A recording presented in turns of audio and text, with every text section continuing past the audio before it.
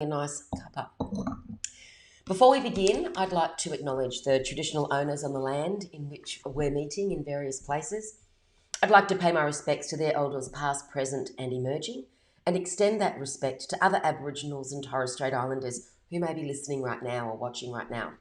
More importantly, I'd like to acknowledge the role of the traditional owners and Indigenous people of Australia as the first knowledge creators and their very deep understanding of the land, the sea and the sky forms. So we're back, day 3, circuit breaker challenge, trying to bust out of this overwhelm, being out of control and failing at the important things. And if you tuned in yesterday, you would have heard that I've got a little bit of a cough. So I have got a bit of a thing going on right now. You'll be happy to know that I went and had my COVID test. Haven't got the results yet, but given that the region that I'm living in has now gone into a 3-day lockdown, I'm locked down anyway, can't be seeing anyone.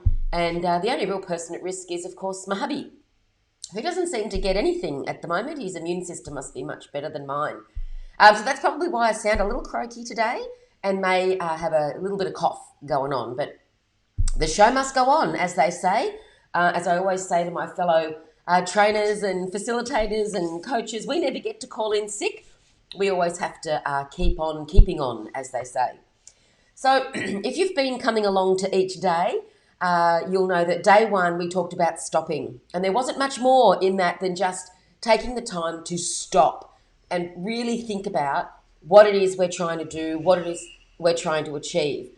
And not even that, actually. It's just taking time to stop and breathe. And so I just got a bit distracted because the garbage collection's just literally happening outside the door. Timing is impeccable, isn't it, when you're doing these things? I think that's one of the interesting things we've learned about being online. So if you have a pet, you will have known that if you're a dog person, your dog probably sat quietly next to you. But if you're a cat person, you would often see the tail of a cat go past the screen. Or the one time you decide to set up and do your live is when the garbage truck arrives and empties the container, or someone decides to whip a snip just outside.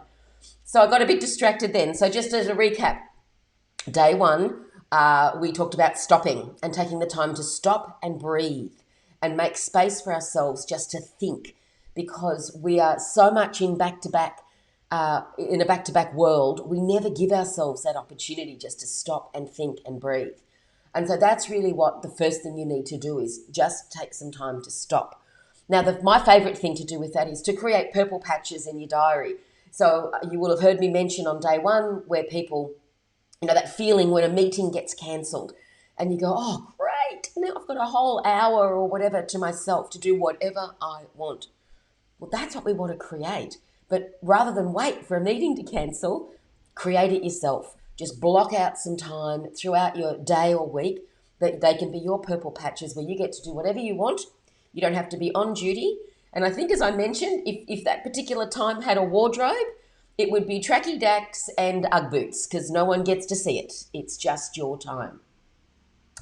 And then day 2, we talked about taking stock. And there goes the garbage truck again. We talked about taking stock, and what this meant was, what we did is do a brain dump or a wipe the mind of everything you've got sitting in there.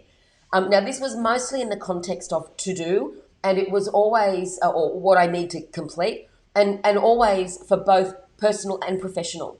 So just literally write everything down on a piece of paper that's on your mind, get it out of your head. And this is, for me, inspired by the work of Lynn Kazali, who talks about our brain being like a dump truck, and we have to clear it from time to time. And the best way to clear it is to empty it onto a page. Now, I read somewhere recently about that the brain was never meant to store ideas or thoughts. It's meant to create ideas and thoughts. And so if we're using our brain as a storage facility, we're not using it in its true intention. So you can store stuff in other places, like on paper or whatever you like to use. If you're an online person, there's great tools like OneNote or Evernote, or even just Word documents. It's entirely up to you. My new favourite electronic tool is, I'm having a mental blank now. That's a bit awkward. It's sitting over on my desk and I can't remember it right now, but I will by the end of today. It's an electronic note taker. If someone knows what I'm talking about, whack it in the chat. I know that some other people have been getting onto it as well. Remarkable. There you go. I knew my brain had come up with it. The Remarkable Notepad. And really what it's done for me is it's just put all my notes in one place, whereas I used to have some notebooks and some paper and some online, but now it keeps it all in one place. And so whatever you use, you just do a big brain dump of everything you've got on. And I said to you yesterday that there's no need to prioritise that yet. Although some of you may have already done that, you kind of can't help it when you see a list like that. And I also said, you'll have a flurry of activity for the first couple of minutes, but to keep it going. Keep going until there's absolutely nothing left.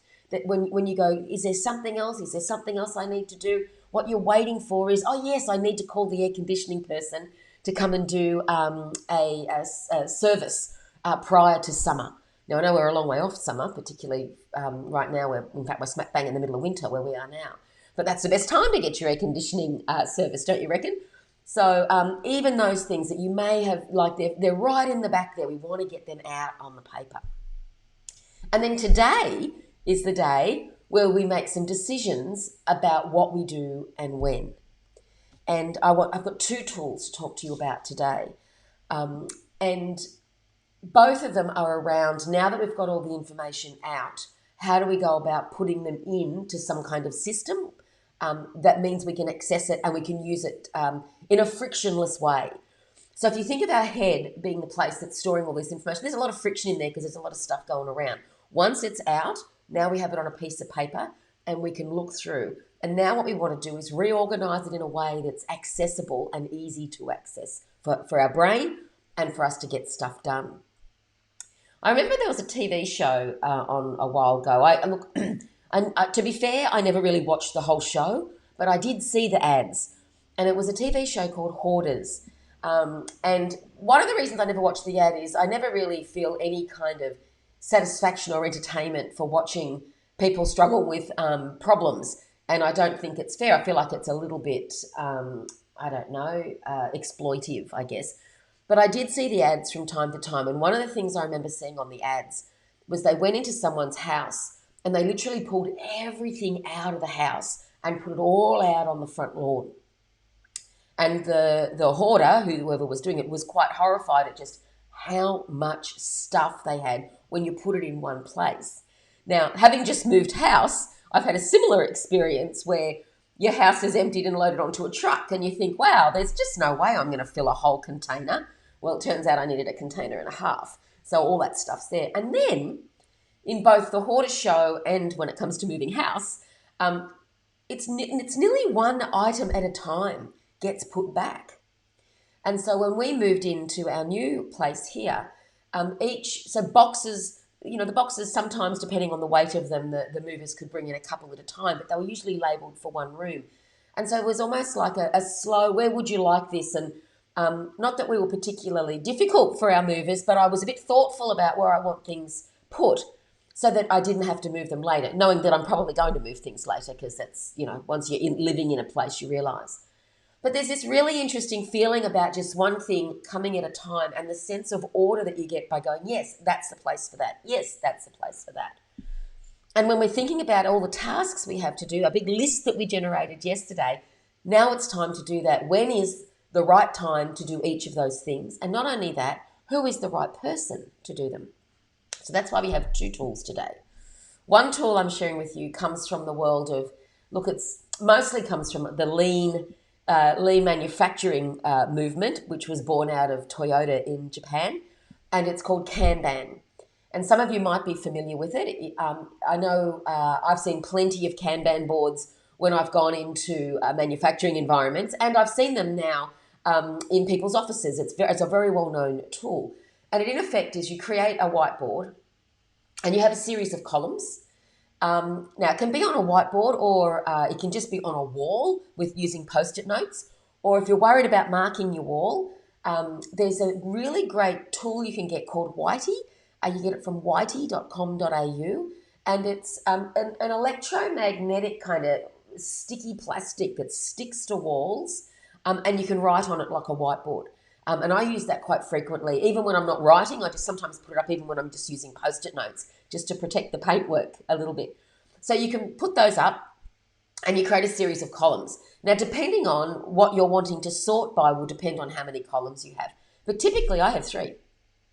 So I either have a column that has a whole bunch of Post-it notes in it called to do, things that need to be done. Then I'll have a second column that has a bunch of Post-it notes in it. Well, actually, that's not true. It usually has no more than 3, maximum 5 Post-it notes in it of things that are in progress. So things that I've started and that I'm working on. And then because I'm one of those people that likes to see a to-do list ticked off, I love making progress visible. And I first learned about that from Dr. Jason Fox's book, The Game Changers, where he said 2 motivating factors are purpose and progress. And so I love putting the things once they're finished into the completed column. And so then I can see over a period of time how much I've completed. And so it's super simple. Literally, I have a column for all the things that I have to do. So that list you generated yesterday, I'm going to ask you to sort it by 2 things. So one is sort each task onto a Post-it note or generate it onto your whiteboard or however else you want to do it. Generate them all there. And then we're going to move a couple of things into the in progress. Now, because I'm all about capacity, I don't want you to have too many things that are in progress. It should be 3, maximum 5 things that we would have in our progress column. And that's so that we can maintain space to do those things really well and not feel like we're out of control. So again, 2 to 5 things that are in there, and then you've got space to put your completed in. So that's tool number 1. And it is a heavily edited version of a Kanban. And if there was someone on this call right now who had come from a pure lean or even agile context, you're probably shaking your head, rolling your eyes at that I haven't done it properly. But I figure for us, in terms of just doing a quick circuit breaker, it's a great way to sort what you need to do into a way that's visual and accessible. Now, if you don't like the idea of it being manual or out off computers, like on your wall or whatever, there's some great tools you can use online. So if you're a Microsoft organization, then MS Planner will help you do that. You can actually create columns in MS Planner where you can say, literally, as I've just said, to do, in progress and completed, and you can drag things between them. It's a really cool tool, not unlike, say, Trello or Asana, any of those tools you can use. So, and can I just say, you could probably do it in a Word document or a spreadsheet, just quietly. So don't feel too caught up about the process that you use. Don't let that create noise and friction in your world. Quite frankly, just jump up to a whiteboard and start writing. It would be a great way to do it. So that's tool number 1 today, is Kanban. So taking your list, putting it into a to-do, and then beginning to think about what's in progress and start to move things to completed eventually. Now, tool number 2 is because I'm really conscious that not everything that was on that list that you generated yesterday when you wiped your mind, when you did your brain dump, not everything is up to you to do. And so I've got another tool which is called Me or Not Me, which is basically helps us make decisions around, should I be doing this or should someone else be doing this? And so a couple of things. So anything that's on your list that is somewhat repetitive, that maybe you do each month, each day, each week, or each month, a repetitive item, they are absolutely, you could, dare I say the word delegate? I might. They are things you should be giving someone else to do or outsourcing or figuring out a way to automate it in some way. So anything that's repetitive, we should be giving away to someone else to do. Anything that, and I know from this when I've had my own business managers, anything that would be about doing their development, like helping them develop more, helping them develop skills, I would always pass those things on. Anything that, frankly, they would do better than me. So whilst I'm pretty much a one-man show at the moment. I don't, so I don't have a team around me, but I do have a team of professionals that I tap into. And so for things like managing my website, I've got a team of people who look after that for me. So that would not be on my list to update a website because or if it was, that's something definitely that I would be giving off to the team at Mighty Digital. And I have a designer who helps me do a lot of my design work. So I can create the content and the copy and I fling it because he's better at it, creating really great designed documents, brochures, whatever it is I'm trying to do. And I have a bookkeeper to handle all my financial stuff. So, and a great accountant to do the higher level tax, all that sort of all those sort of things. And so when you're thinking about this, is there someone who's just better at that?